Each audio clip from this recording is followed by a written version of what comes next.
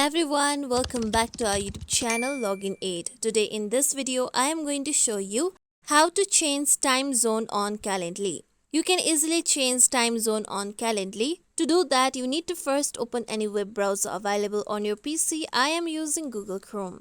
Now go to your search bar and type in www.calendly.com. Then press on enter. With this, you will be taken to official website of Calendly.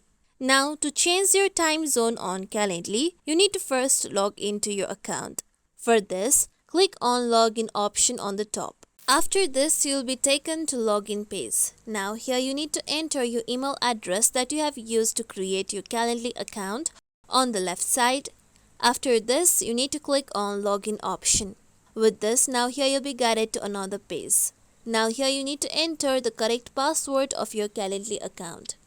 After this, click on Continue. With this, you'll be logged into your Calendly account. After you get logged in, you'll be directly taken to Event Types section. Now, here you can see your profile on the top right corner. Now, click on your profile icon on the top right corner.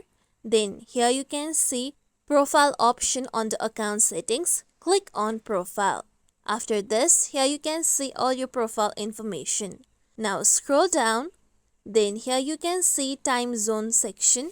Now here you can see my current time zone and my current time according to the time zone that I have selected. Now click on the time zone box and then select the time zone of the country or region that you want. After this, click on the time zone you have selected and then click on Save Changes option on the down. With this, now your time zone will be changed.